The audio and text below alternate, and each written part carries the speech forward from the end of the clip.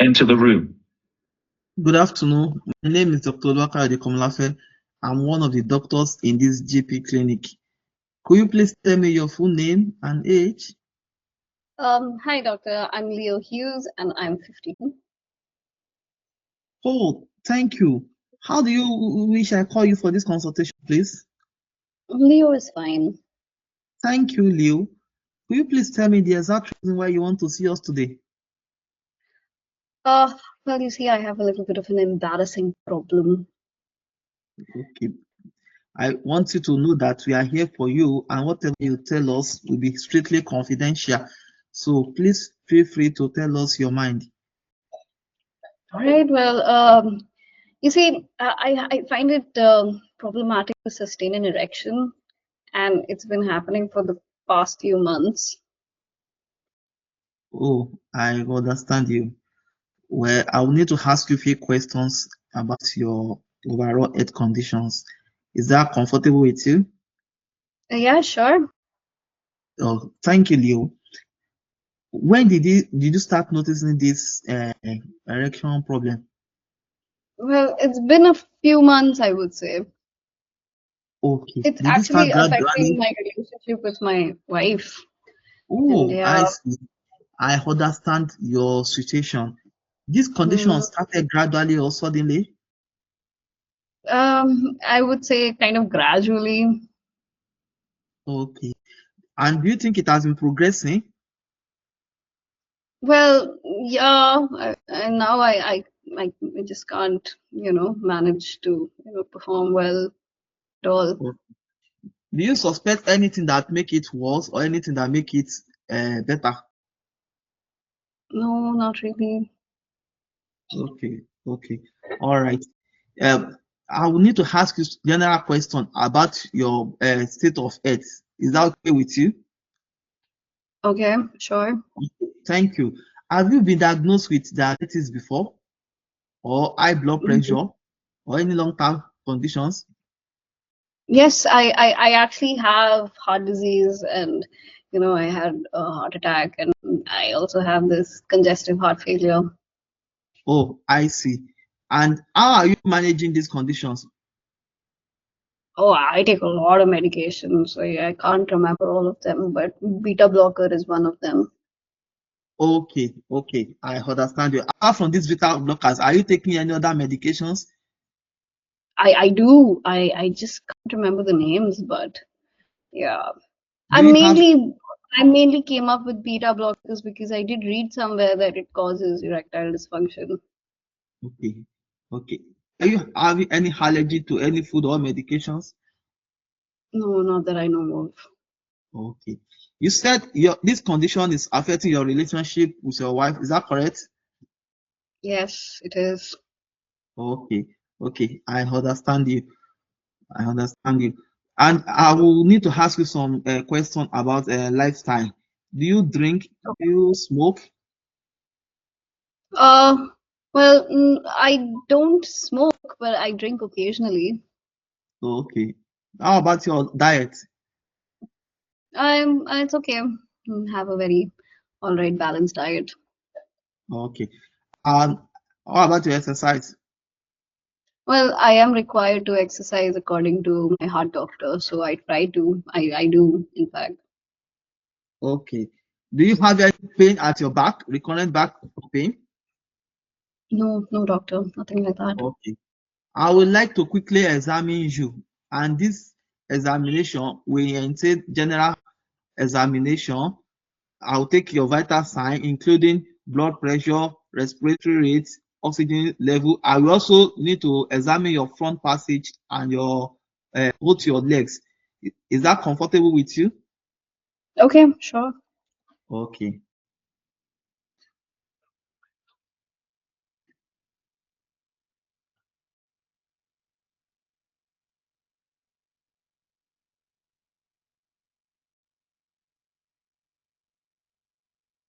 From what we've discussed and from the outcome of this investigation, I think Mhm.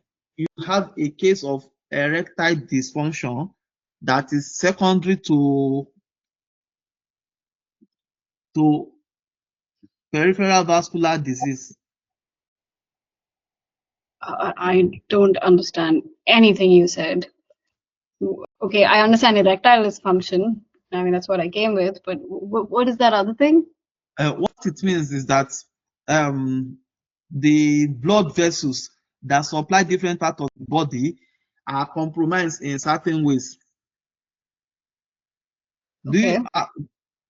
Then the erectile dysfunction may also be due to the medication you are taking, because some of these medications, especially beta blockers, may interfere with blood supply to the to your private part, which may affect you in the process of erection. Do you understand? Okay. So what we are going to do now, I'm going to discuss with my 2 consultant, minutes remaining. and there may be need to review your medications. Okay. And all right. if it is found that any of the medication is the offending drug, we need to take it out. Meanwhile, in addition to that, I'm going to give you a leaflet where you can read more about erectile dysfunction. Then I'll also direct you to NHS website where you can read more about it. Then, before we can commence you, there are a number of drugs that we can use to concerning that. We may give you some, but we need to first review you. Then we will take blood sample from you to do certain investigations to check the function of your liver, kidney, then markers of inflammations. Are you comfortable with that? Why, doctor? Why do you need all this investigation? Why? What are you looking for? Yeah, thank you. Because your medical conditions, heart failure and hypertension, can cause derangement in body functions. That is one. Then to the medication you are using can also affect the functions of your liver, kidney, and the amount of salt in your blood. So there is need to carry out detailed investigation to find out the background state of your health. Okay. All right. Okay. We may also sure. need to carry out to check the function of the kidney too. So I'm going to give you a follow-up. Doctor, can you give me something, to help me with my problem? Yes, for now, we can't start medication now, but I'm going to refer you with my senior colleague and give Move you a on to the follow-up. next station. All right. So, can you just tell me why did you come to that diagnosis? Like, why were you thinking peripheral vascular disease? Because of the cold stimulation test. Right. So cold stimulation test is usually done for a condition called Raynaud's phenomenon. So immediately you will see the result. Like as soon as you put your hand into cold water, it becomes blue. And when you take it out, it becomes which is again a side effect of beta blockers, by the way. So when you thinking of peripheral vascular disease, you have to look for pale limbs or any pulselessness, the claudication effects, right? So those are when you're thinking of peripheral vascular disease, right? But that's all right. It happens. So mainly one other I didn't have an opportunity to talk about my Raynaud's phenomenon because you didn't give me an opportunity. So a good question to ask is an open-ended questions. Do you have any other problems? Rather than asking associated symptoms with a closed question like, do you have this? Do you have that? Do you have back pain? Do you have I this? said, do you have any other complaints? I said, do you have any other complaints? I don't think I picked up on that. But, even when you get confused by the fact, even when you don't have that cold stimulation problem, if you're thinking Raynaud's in your mind, even after saying the examinations, you can ask them, do you have any cold, do you have any other problems, that you want to talk about today? Like, reiterate those things, because sometimes, like, I didn't pick up on the fact that you were asking me that. There can be this can be a human error even by the simulator as well, that where they didn't understand that you were asking for any other problems. So, you know, whenever you are getting confused, ask the patients, you know, do the ice. Do you have any other idea? Do you have an idea? Do you have any other concerns? That would have given me an opportunity to talk about the Reynolds phenomenon. I felt personally that I didn't have any other opportunity. Maybe you did give me an opportunity to talk about it, but, you know, I probably must have said some other complaint instead of saying the Reynolds. So, yeah, always try to do ice, you know, to get information out, and start with closed questions. I mean, open-ended questions. So I first said I have a problem in the bedroom. So instead of asking, you know, closed questions like, you know, since when, all that, ask, can you tell me more about this? Right. So that way I will be able to offer you a lot of information, and then you can ask the specific information that you have a doubt of, you know, whether what am I looking for, is this there or not. Try, you know, the open-ended questions are like a big advantage, because that will give the simulator an opportunity to speak. Like, I was looking for opportunity to speak, but you were asking me a lot of close questions where I could just give answers like yes and no. Sorry. But I'm thinking that if one want to address this issue, it is good to address it with Odipara.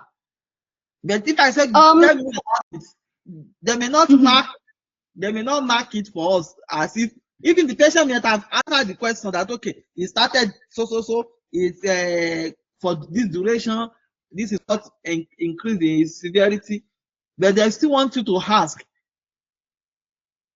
But what exactly do you want to ask? So do you want to understand the severity of the disease, right? So Like, basically, what I mean that if I say tell me more about it, if I don't use Odipara, will they mark it for me? Even though patient is already answering the questions in Odipara, yeah. but telling me what it is. So that's actually good. So you always ask the open first, and then you ask Odipara whichever they didn't answer in their open, you know, for your open-ended question. Then you ask only those from Odipara. So you don't have to ask the entire Odipara then. Okay. So even for Socrates, it's always like that. Always start with tell me more, and then next you don't have to do the entire Socrates or Odipara again. Then whatever they didn't answer, then you just have to ask those questions. Okay. I Always start with open-ended question. Right.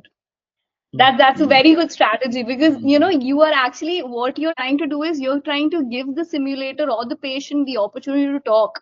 Like, whatever is there to say, you are giving them that opportunity. So the closed-ended questions should come when they are not talking much, but they are also looking for a way to give you that information. So if you give them a way to give them, like, tell me more, do you have any other concerns? Are you facing any other problems? Are you facing any other symptoms that you want to talk about? You know, these ways they have the opportunity to talk about these things. Like in case of, I guess, I'm sorry. Right.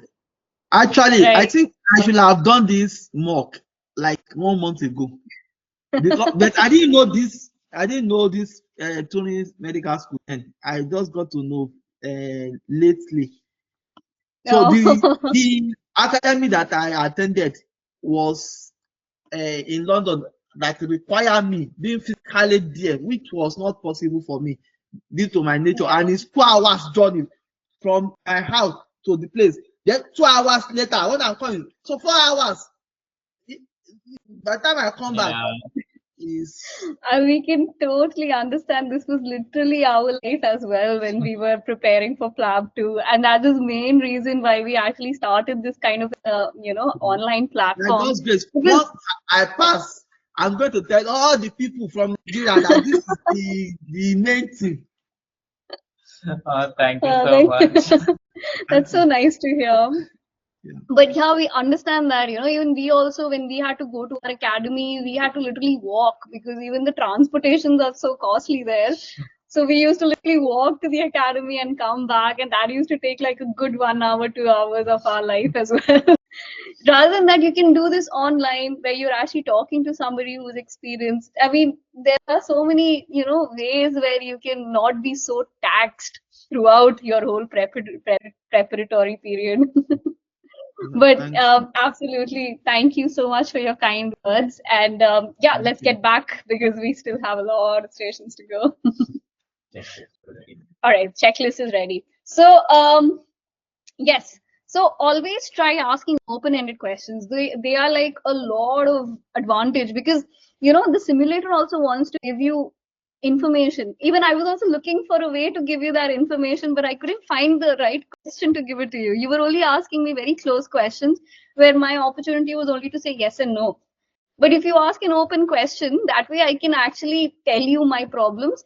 And then after that, you can ask your closed questions to rule out, other differentials. You're asking closed questions to, understand the diagnosis and rule out the differentials. But sometimes give them the opportunity by just asking, do you have any other problem? Do you have any other symptoms? Can you tell me more about this, issue that you are facing? And one other thing that I wanted to tell you was, even though this is an embarrassing conversation, try not to be embarrassed yourself talking about it. Like you were saying, something, you wanted to say something about, you have to ask about the sexual history in very detail. Like, do you feel aroused?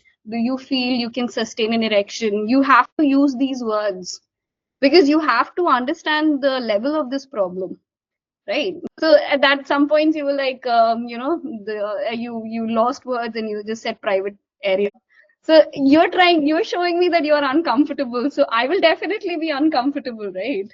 So don't do that. That will take your marks out of interpersonal skills. That's something that I noticed. So Yeah. Sorry.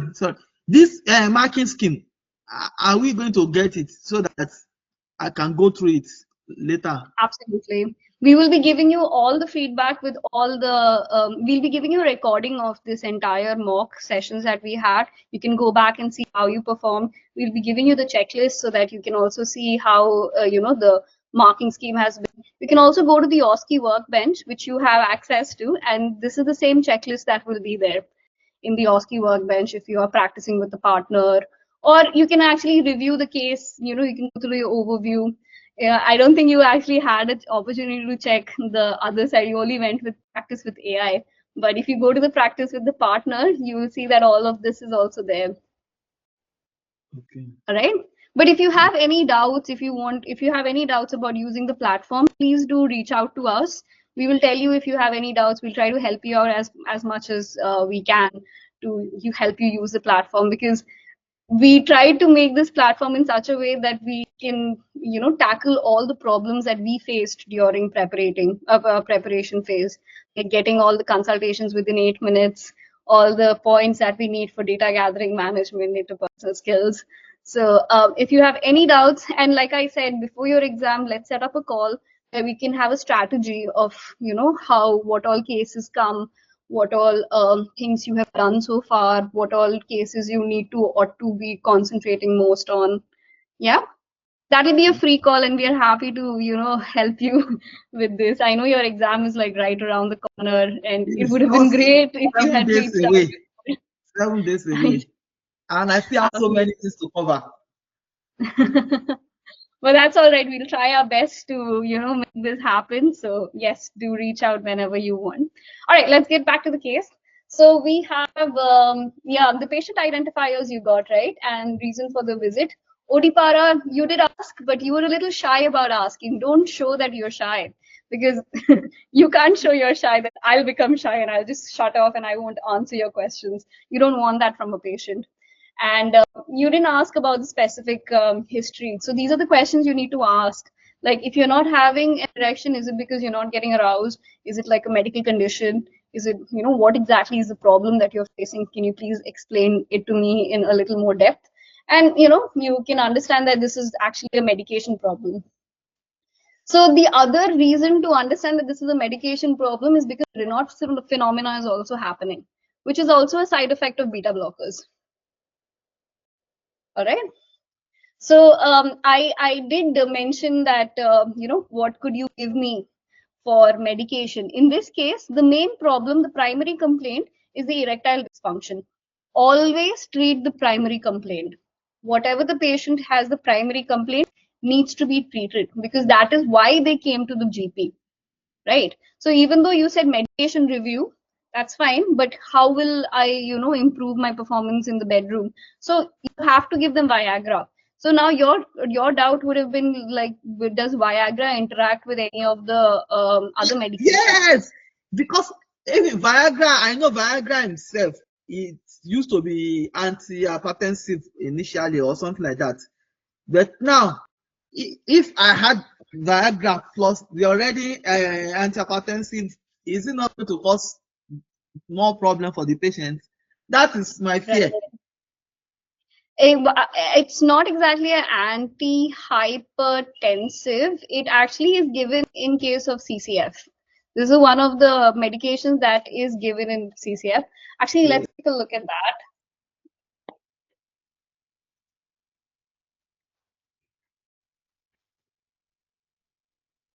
Sildenafil is actually improves blood from.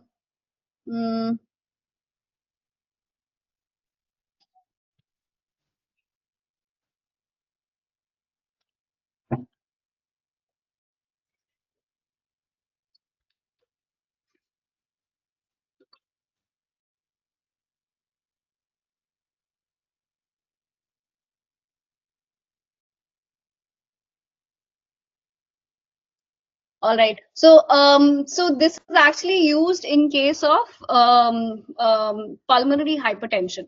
So it is not used in the traditional sense of antihypertensives like in case of ramipril and all of that. What they do is they affect all the arteries. In this case, it actually affects mainly the pulmonary artery. Right. So in pulmonary artery, pulmonary hypertension is like a long-term complication of congestive heart failure. And like you know, sildenafil was actually initially used for congestive heart failure when the heart failure was getting worse. And later on, they realized that this was something that could be used for erections. So that's why this was eventually started to use as, an erectile dysfunction medication. But truly, this will actually improve the CCF, right? So as talking for if it will cause more hypertension, I would say it wouldn't cause the hypertension with the other medication like ramipril or all the enalapril, all the other traditional antihypertensive medications that we are giving. In addition to the medications, you can actually give it, especially when a patient is having CCF, and that improves the condition. Yeah, and one more thing is, whenever you're not sure, so you had Viagra in mind, but you didn't mention it at all, right? So don't do that. When you know that that's what patient is expecting, and if you're not sure whether to give or not, just tell it to the patient itself. I'm really not sure if there's any medications that interact with it. So let me just check the book. You can freely mention that. I'll just check my book, and then I can prescribe it to you. Right? So that is something that gives them more confidence as well, because when you don't know something, you should admit it. Okay, I should have said I would like to give you Viagra, but I need to check from DNF to see whether it is safe in your condition. Exactly. Yes. Okay. Yeah. Okay. See, that's what. No, if you did mention the point of Viagra, you would have gotten a mark for it. Even though you didn't know that if it had any interaction, you can always say that I'd like to check my book to find out if it could have any other interaction. Because in this case, the patient didn't know all the medications that they were taking. Right, that's another point, right? So I need to understand a little bit more, and I would actually recommend to go to the cardiologist for a review of medications to understand if Viagra or the medication that I'm planning to prescribe for your erectile dysfunction would have any side effects with it. So that's one way, because always whenever you have an idea of how to manage the case, try to get it out. Even though you might think that there might be an interaction, don't suppress that, because that will affect your marks. All right, getting back to the case. So P-Maftosa, good job, you asked Maftosa well. And control of existing disease. Like one other thing that you need to ask is, how are your conditions getting managed currently? So you want to change the medication, but how are they currently getting managed? So even that comes when it comes to that drug side effect with cocodamol. The first thing you need to ask is your drug, is your disease getting managed properly with the medications that you're currently using? because then the medication that you will be giving will be along the same strength, right? So that way, even when you're changing the beta blockers, you have to understand how is it getting managed at this point. Then you'll be giving it at the same strength, at the same intensity as the current beta blocker is given, right? So that is an important question. And erectile dysfunction, all right, I think I would have given a partial for this, because if you had found out that I had Raynaud's phenomenon, that would be an additional point that would help you say that this is actually a side effect of the beta blocker, right? And consultation with the cardiologist. And you could say that I could discuss them to change the beta blocker, because this question especially I would have also given partial, because at this point you don't know how well his condition is getting managed. So that way you can say that I would talk to I would refer you to a cardiologist to review your medications and suggest something else that wouldn't have the same side, something else as effective as a beta blocker that would not have the same side effects, right? And lifestyle modification. All right. Yes, again, if you had found out about the Raynaud's phenomenon, you would have told him about, wearing gloves or keeping the hands and warm, right? And yes, educational follow-up. That's very good. I'm seeing that you are somehow managing to put the follow-up and leaflets in your consultation. That is amazing. That you see yourself, you're getting a mark for that. You'll definitely get points for that. And yeah, so basically, even interpersonal skills also, you have to always manage the primary complaint that they've come with. So if you are managing something else, which is probably more important, but then you don't address the primary complaint at all, then, what is the point of them coming at all? Like, I came for my, problems with the, erectile dysfunction, and you didn't give me anything for that. Like, they shouldn't ever go back saying that I didn't get anything for the problem that I came with.